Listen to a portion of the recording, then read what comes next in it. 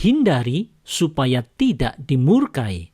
Refleksi pagi 585. Apa yang telah dilakukan bangsa Israel yang membuat Tuhan murka?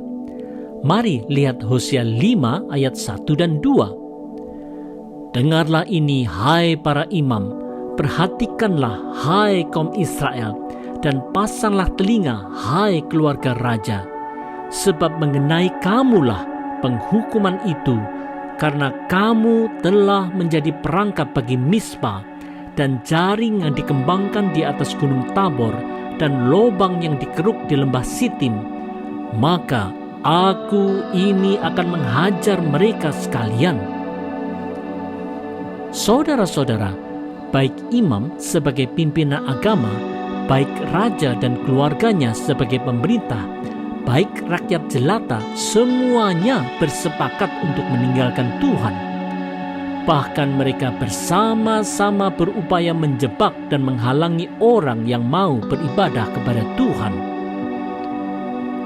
Saudara-saudara, kerajaan Israel di daerah Palestina Utara yang terdiri atas 10 suku Israel itu telah mendatangkan murka Allah dengan ketidaksetiaan mereka. Tentulah wajar jika Allah menghajar mereka dengan hukumannya. Allah memang menghendaki kesetiaan yang tunggal. Sayangnya, seperti halnya umat Tuhan di masa lalu, demikian pula umat Tuhan di Indonesia sekarang ini.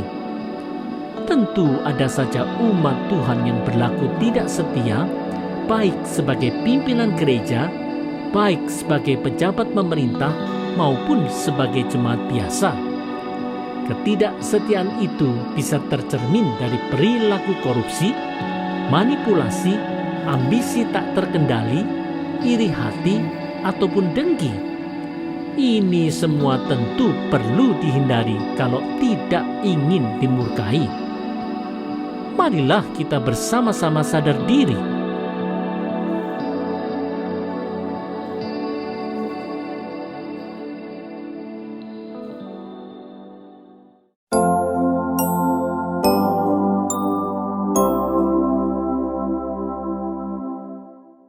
Bergiat dalam merawat iman.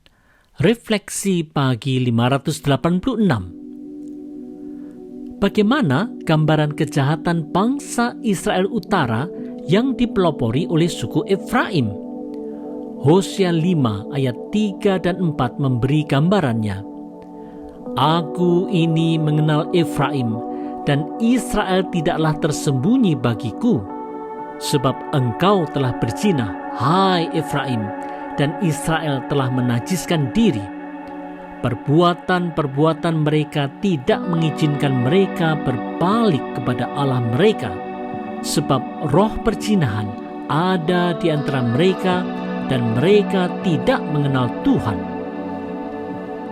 Saudara-saudara, penyembahan berhala yang dilakukan bangsa Israel telah begitu parah sehingga perbuatan mereka menjadi begitu jahat di mata Tuhan. Kekerasan hati karena adanya roh perzinahan telah menyebabkan bangsa Israel meninggalkan Tuhan dan tidak mau berbalik kepada Tuhan. Saudara-saudara, sebagai manusia yang diciptakan segambar dengan Allah, manusia diberi kemampuan untuk membuat berbagai pertimbangan untuk mengambil keputusan. Selain itu, bagi orang percaya, komitmen untuk setia pada Kristus juga akan menolong seseorang menentukan pilihannya. Meskipun demikian, bila hati orang percaya tidak dirawat baik melalui pertumbuhan iman yang baik, bisa saja orang percaya menyeleweng dari jalan Tuhan, bahkan kemudian berbalik dari Tuhan. Oleh sebab itu, wahai umat Tuhan di Indonesia, pakailah kesempatan yang Tuhan berikan untuk giat merawat iman. Melalui semua sarana untuk pertumbuhan iman inilah kita menjauhkan diri kita dari roh-roh yang tidak taat Tuhan.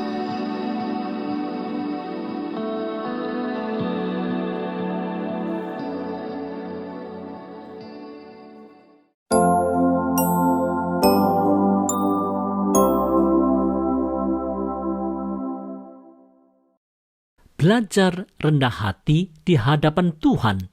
Refleksi pagi 587. Hal apa yang menyebabkan orang Israel Utara enggan bertobat? Ini kesaksian Hosea 5 ayat 5. Kecongkakan Israel menjadi saksi terhadap dirinya sendiri.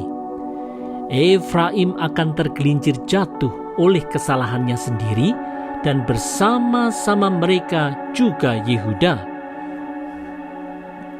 Saudara-saudara, sikap congkak bangsa Israel di utara dengan Efraim sebagai suku terbesarnya menyebabkan mereka mengeraskan hati dan tidak mau bertobat.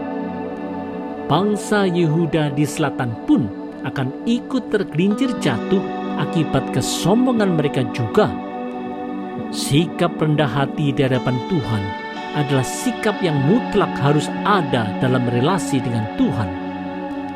Tanpa kerendahan hati, tidaklah mungkin orang bisa berkenan di hadapan Tuhan.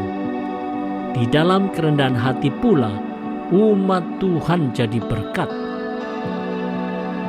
Saudara-saudara, di dalam kecongkakan, manusia sering merasa mampu dan tidak merasa memerlukan Tuhan. Manusia merasa kuat untuk bertindak sesuai dengan apa yang mereka ingin lakukan.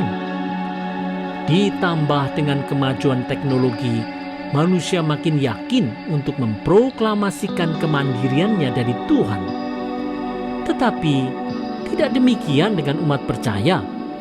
Umat percaya di Indonesia dipanggil Tuhan untuk selalu datang dalam kerendahan hati di hadapan Tuhan. Tanpa kerendahan hati, Tuhan pasti tidak berkenan. Untuk itu, wahai gereja Tuhan di Indonesia, marilah kita bina umat untuk saling memberi teladan dalam kerendahan hati. Melaluinya, berkat Tuhan akan menjadi nyata terwujud dalam hidup kita yang menjadi berkat bagi sesama.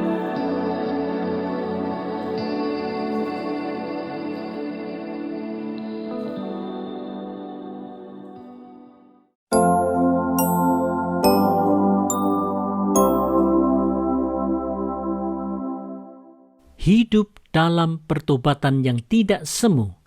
Refleksi pagi 588. Bagaimana respon Tuhan sewaktu bangsa Israel mencoba mencari Tuhan? Mari lihat Hosea 5 ayat 6 dan 7. Dengan korban kambing domba dan lembu sapinya, mereka akan pergi untuk mencari Tuhan, tetapi tidak akan menjumpai Dia.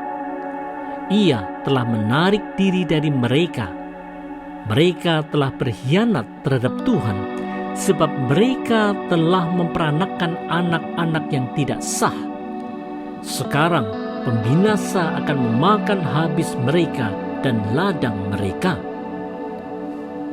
Saudara-saudara, walaupun bangsa Israel mencoba menyenangkan hati Tuhan dengan membawa persembahan korban, Tuhan tidak berkenan dan tetap menghukum, karena Tuhan tahu pertobatan mereka yang semu. Bahkan anak-anak muda bangsa Israel pun telah ikut disesatkan. Saudara-saudara, dalam kehidupan di masyarakat Indonesia yang religius, penampilan luar, baik berupa pakaian, atribut, simbol-simbol, serta ritual agama adalah sangat penting dan seringkali ditonjolkan karena semuanya itu dapat dilihat orang. Kondisi hati yang sebenarnya akhirnya dinomorduakan atau bahkan diabaikan. Teguran Allah kepada bangsa Israel menunjukkan bahwa Allah membenci sikap hidup yang munafik itu. Ritual pertobatan dan penampilan luar saja tidaklah cukup.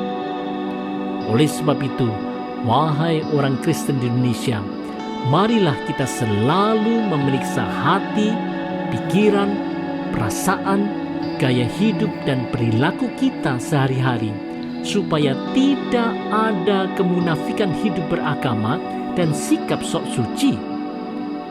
Marilah kita hidup mawas diri senantiasa. Ayo,